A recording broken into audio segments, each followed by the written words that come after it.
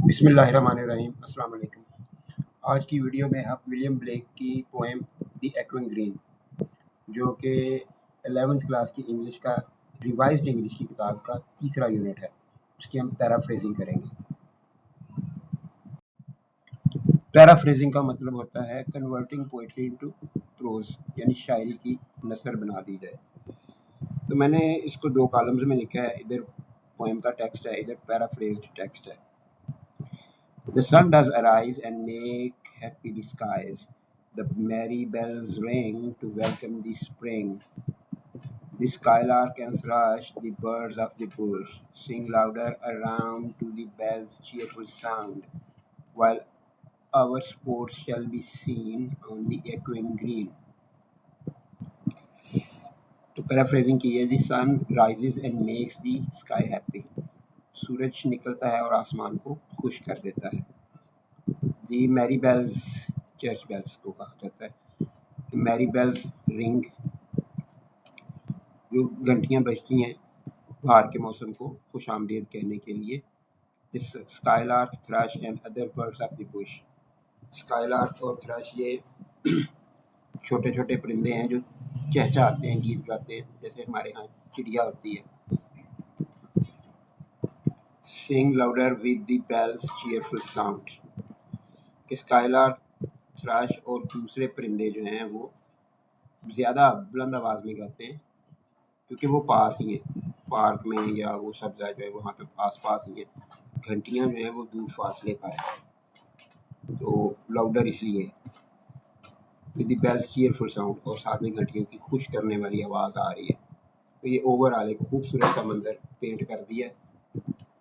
Meanwhile, our sports will be seen on the echoing green.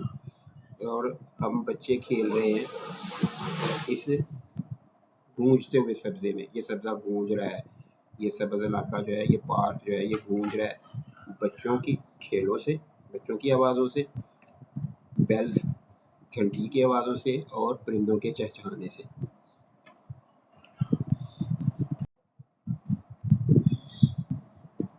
Second stanza है poem के, एक बंद को, एक हिस्से को स्टैंजा कहा जाता है। इस पोएम के 3 स्टैंजा है, तो ये सेकंड स्टैंजा है।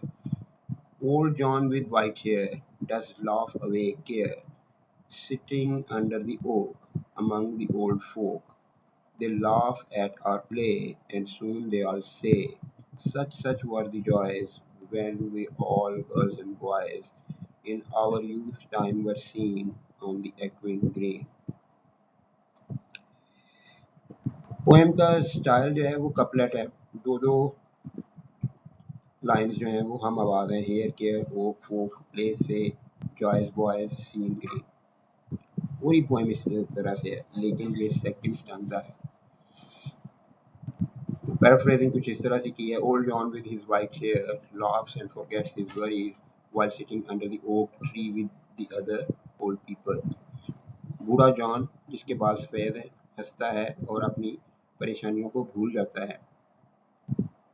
वरीज जो है वो केयर है, और वो ओक के दरख्त के नीचे, बलूत के दरख्त के नीचे दूसरे बूढ़े आदमियों के साथ, बूढ़े लोगों के साथ बैठा है। They watch and laugh at our play and soon say, वो देख कर हंसते हैं हमारे खेलों को और फिर कहते हैं, These are the kind of joys we had when we were young girls and boys. ये वैसी ही खुशियाँ हैं जो हमें हासिल थी जब हम लड़के और लड़की, बच्चे और बच्चियाँ थे। And played on this echoing green, और इसी सब्जे पे खेला करते थे। तीसरा स्टांजा है। Till the little ones weary, no more can be merry.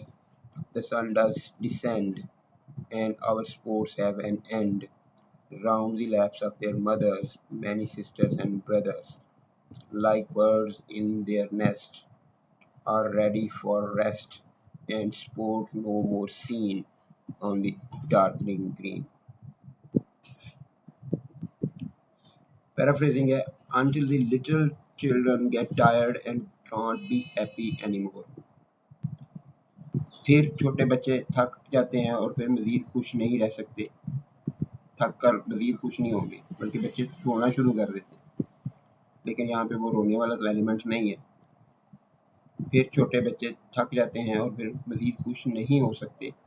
The sun goes down, सूरज डूब जाता है, and our games are over, और हमारे खेल ख़त्म हो जाते हैं। Many brothers and sisters gather around their mothers laps, भाई और बहनें अपनी माँ की गोद के में चले जाते हैं, यानी माँ के पास चले जाते हैं। Like birds in their nest, जैसे परिंदे अपने घोंसलों में चले जाते हैं, रेडी टू रेस्ट, आराम के लिए।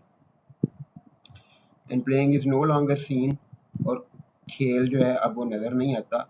ऑन द डार्कनिंग ग्रीन, उस सब्जे पे जो अब डार्क हो रहा है। सुबह में एक्विंग था, शाम तक एक्विंग रहा, अब डार्क हो रहा है, अंधेरा छा रहा है। डार्कनिंग ग्रीन उसको लिखा है।